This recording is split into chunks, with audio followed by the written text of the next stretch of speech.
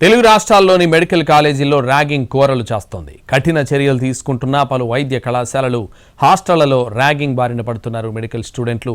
బాధితుల కంప్లైంట్తో ర్యాగింగ్కు పాల్పడిన వారిని సస్పెండ్ చేస్తున్నారు అధికారులు.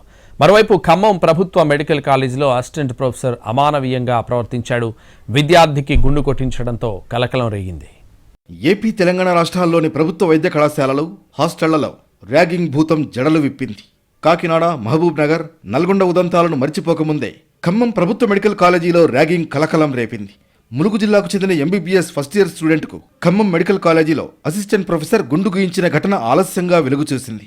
హెయిర్ కట్ విషయంలో తోటి విద్యార్థులు హేళన చేశాక బాధిత విద్యార్థి మరోసారి హెయిర్ స్టైల్ సరిచేయించాడు. అయినా హెయిర్ కట్ బాగాలేదని వేధించడంతో యాంటీ ర్యాగింగ్ కమిటీ ఇన్ఛార్జిగా ఉన్న అసిస్టెంట్ ప్రొఫెసర్ దృష్టికి తీసుకువెళ్లాడు బాధితుడు. అయితే ఆ అసిస్టెంట్ ప్రొఫెసర్ బాధితులపైనే ఆగ్రహం వ్యక్తం చేశారు. ఈ నెల 12న విద్యార్థిని తన వెంట తీసుకువెళ్లి గుండు గీయించారు. దీంతో మనస్తాపం చెందిన బాధితులు ఈ నెల 13న ప్రిన్సిపాల్ రాజేశ్వరరావుకు ఫిర్యాదు చేశాడు. వెంటనే యాంటీ ర్యాగింగ్ కమిటీ ఇన్ఛార్జ్ బాధ్యతల నుంచి సదరు అసిస్టెంట్ ప్రొఫెసర్ను తప్పించినట్లు తెలుస్తోంది. నల్గొండ ప్రభుత్వ మెడికల్ కాలేజీ హాస్టల్లో జూనియర్లను ర్యాగింగ్ చేశారు సీనియర్లు. ర్యాగింగ్ చేయవద్దని నిలదీసిన వారిపై సీనియర్లు దూసుకెళ్లారు. ర్యాగింగ్కు సంబంధించిన ఆడియోలు, గొడవకు సంబంధించిన సీసీటీవీ ఫుటేజ్ పరిశీలించి 5 సీనియర్లను సస్పెండ్ చేశారు ప్రిన్సిపాల్.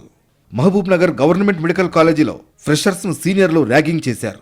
బాధితుల ఫిర్యాదుతో 10 మంది సీనియర్లను సస్పెండ్ చేశారు ఉన్నతాధికారులు.